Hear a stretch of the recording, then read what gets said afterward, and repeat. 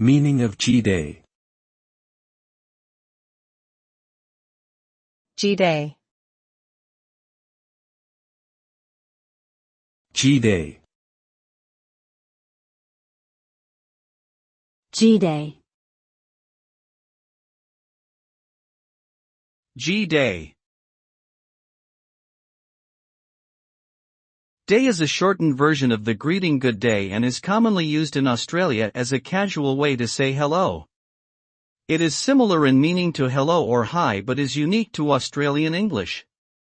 The term originated from convicts who were transported to Australia in the 18th and 19th centuries and has since become a prominent part of the country's language and culture.